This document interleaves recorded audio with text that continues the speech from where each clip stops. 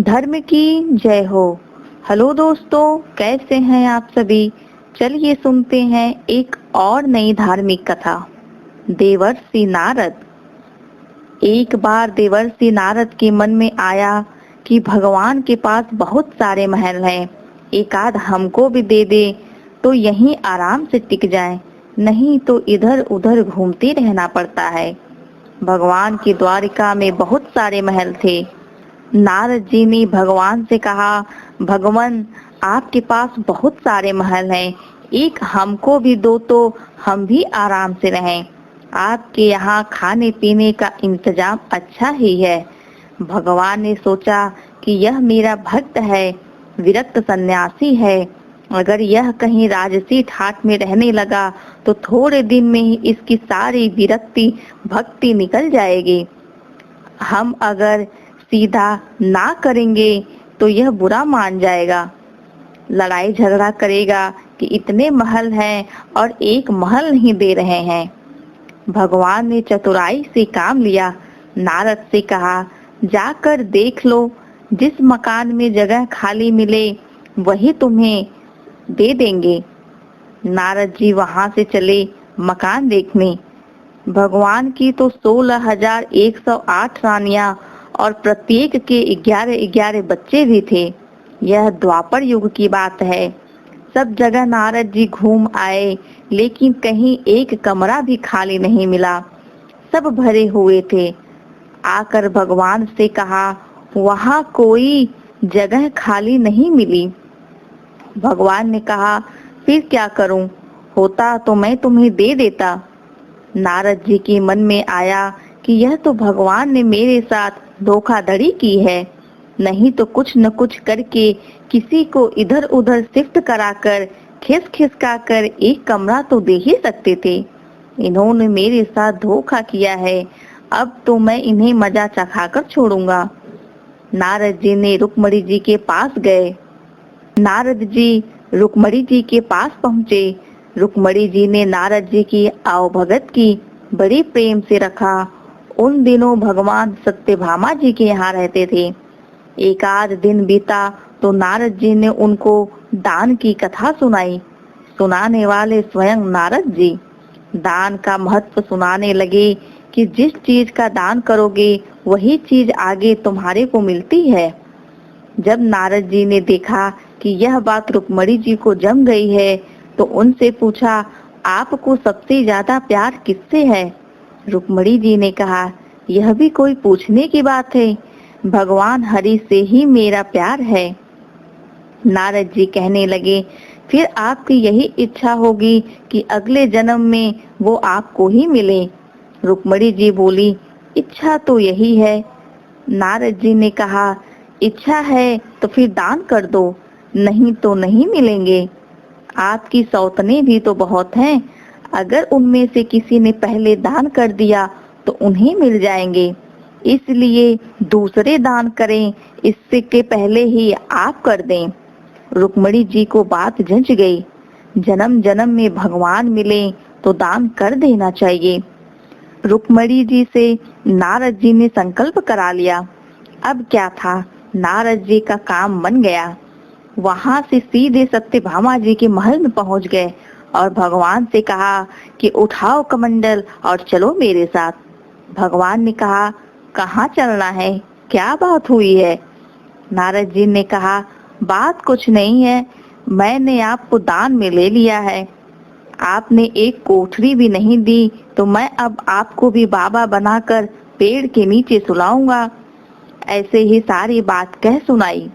भगवान ने कहा, रुक्मणी ने दान कर दिया है तो ठीक है, वह पटरानी है, उससे मिल तो आऊं। भगवान ने अपने सारे गहने गांठे, रेशम के कपड़े सब खोलकर सत्यभामा जी को दे दिए और बलकल वस्त्र पहनकर, भस्मी लगाकर और कमंडल लेकर वहां से चल दिए। उन्हें देखते ही रुक्मणी के होश उड़ गए। पूछा, क्या हुआ प्रभु। भगवान ने कहा, पता नहीं, नारद कहते हैं कि तुमने मुझे दान में दे दिया। रुक्मणी ने कहा, लेकिन वे कपड़े गहने कहाँ गए, उत्तम केसर को छोड़कर यह भस्मी क्यों लगा ली। भगवान ने कहा, जब दान दे दिया तो अब मैं उसका क्या करूँगा, इसलिए अब वे ठाट बाट नहीं चलेंगे। अब तो नारद भी बाबा जी होकर जा रहे हैं। रुक्मणी ने कहा, मैंने इसलिए थोड़े ही दिया था कि यह ले जाएं आपको। भगवान ने कहा, किस लिए दिया जाता है? इसलिए दिया जाता है कि जिसको दो वह ले जाए। अब रुक्मणी को होश आया कि यह तो गड़बड़ मामला हो गया। रुक्मणी ने कहा, नारद जी, यह आपने मेरे से पहले नहीं कहा। अगले जन्म में तो मिलेंगे सो मिलेंगे, अब तो हाथ से ही खो रहे हैं। नारद जी ने कहा, अब तो जो हो गया सो हो गया, अब मैं ले जाऊंगा इन्हें। रुक्मणी जी बहुत रोने लगी। तब तक हल्ला गुल्ला मचा तो और सब रानियां भी वहां इकट्ठी हो गईं। सत्यभामा, जामवंती समझदार थीं। उन्होंने कहा, भगवान एक रुक्मणी के पति थोड़े ही हैं, इसलिए रुक्मणी को सर्वथा दान करने का अधिकार नहीं हो सकता। हम लोगों का भी अधिकार है। नारद जी ने सोचा, यह तो घपला हो गया। कहने लगे, क्या भगवान के टुकड़े कराओगे? तब तो 16,108 हिस्से होंगे। रानियों ने कहा, नारद जी कुछ ढंग की बात करो। नारद जी ने विचार किया कि अपने को तो महल ही चाहिए था और यही नहीं दे रहे थे। अब मौका ठीक है, समझौते पर बात आ रही है। नारद जी ने कहा, भगवान का जितना वजन है उतने का तुला दान कर देने से भी दान मान लिया जाता है। तुला दान से देह का दान माना जाता है, इसलिए भगवान के वजन का सोना हीरा पन्ना दे दो। इस पर सब रानियां राजी हो गईं। बाकी तो सब राजी हो गए, लेकिन भगवान ने सोचा कि यह फिर मोह में पड़ रहा है। इसका महल का शौक नहीं गया। भगवान ने कहा, तुला दान कर देना चाहिए, यह बात तो ठीक है। भगवान तराजू के एक पलड़े के अंदर बैठ गए। दूसरे पलड़े में सारे गहने हीरे पन्ने रखे जाने लगे। लेकिन जो ब्रह्मांड को पेट में लेकर बैठा हो, उसे द्वारिका के धन से कहाँ पूरा होना है। सारा का सारा धन दूसरे पलड़े पर रख दिया, लेकिन जिस पलड़े पर भगवान बैठे थे वह वैसा का वैसा नीचे लगा रहा, ऊपर नहीं हो रहा था। नारद जी ने कहा, देख लो, तुला तो बराबर हो नहीं रहा है, अब मैं भगवान को ले जाऊंगा। सब कहने लगे, अरे कोई उपाय बताओ। नारद जी ने कहा, और कोई उपाय नहीं है। अन्य सभी ने अपने अपने हीरे पन्ने लाकर डाल दिए, लेकिन उनसे क्या होना था। प्रभु तो त्रिलोकी का भार लेकर बैठे थे। नारद जी ने सोचा, अपने को अच्छा चेला मिल गया, बढ़िया काम हो गया। उधर औरतें सब चीख रही थीं। नारद जी प्रसन्नता के मारे इधर उधर टहलने लगे। भगवान ने धीरे से रुक्मणी को बुलाया। रुक्मणी ने कहा, कुछ तो उपाय निकालिए प्रभु, आप इतना भार लेकर बैठ गए हैं, हम लोगों का क्या हाल होगा। भगवान ने कहा, ये सब हीरे पन्ने निकाल लो, नहीं तो बाबा जी मान नहीं रहे हैं।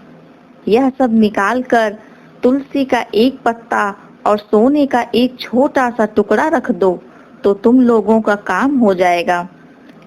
रुक्मणी जी ने कहा, इन सब से कुछ नहीं हो रहा है, तो यह सारा सामान हटाओ। सारा सामान हटा दिया गया और एक छोटे से सोने के पतरे पर तुलसी का पत्ता रखा गया, तो भगवान के वजन के बराबर हो गया। सबने नारद जी से कहा, ले जाओ तुलादान। नारद जी ने खूब हिला डुला कर देखा कि कहीं कोई डंडी तो नहीं मार रहा। नारद जी ने कहा, इन्होंने फिर धोखा दिया, फिर जहाँ के तहाँ यह लेकर क्या करूँगा।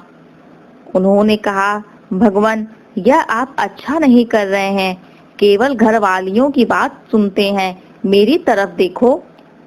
भगवान ने कहा, तेरी तरफ क्या देखूं, तू सारे संसार के स्वरूप को समझकर फिर मोह के रास्ते पर जाना चाह रहा है, तो तेरी क्या बात सुनूं। तब नारद जी ने समझ लिया कि भगवान ने जो किया सो ठीक किया। नारद जी ने कहा, एक बात मेरी मान दो, आपने मुझे तरह तरह के नाच अनादिकाल से नचाए और मैंने तरह तरह के खेल आपको दिखाए। कभी मनुष्य, कभी गाय, पशु, कभी इंद्र, वरुण आदि संसार में कोई ऐसा स्वरूप नहीं जो 84 के चक्कर में किसी न किसी समय में हर प्राणी ने नहीं भोग लिया। अनादिकाल से यह चक्कर चल रहा है। सब तरह से आपको खेल दिखाया। आप मुझे ले जाते रहे और मैं खेल करता रहा। अगर आपको कोई खेल पसंद आ गया तो आप राजा की जगह पर हैं और मैं ब्राह्मण हूँ, तो मुझे कुछ न कुछ इनाम देना चाहिए। वह इनाम यही चाहता हूँ कि मेरे शोक मोह की भावना निवृत्त होकर मैं आपके परम धाम में जाऊं।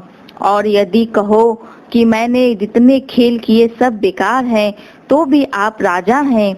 जो कोई बार बार खराब खेल करता है तो राजा हुक्म देता है कि इसे निकाल दो। इसी प्रकार यदि मेरा खेल आपको पसंद नहीं आया है तो फिर आप कहो कि इसको कभी संसार की नृत्यशाला में नहीं ले जाना है, तो भी मेरी मुक्ति होगी। भगवान बड़ी प्रसन्न होकर तराजू से उठे और नारद जी को छाती से लगाया और कहा, तेरी मुक्ति तो निश्चित है। दोस्तों, अगर आपको यह वीडियो अच्छा लगे तो प्लीज एक लाइक, हमारे चैनल को सब्सक्राइब कर लें। मन में कोई प्रश्न या सुझाव हो तो कमेंट बॉक्स के माध्यम से जरूर बताएं। आप लोगों का वीडियो देखने के लिए बहुत बहुत धन्यवाद। राधे राधे।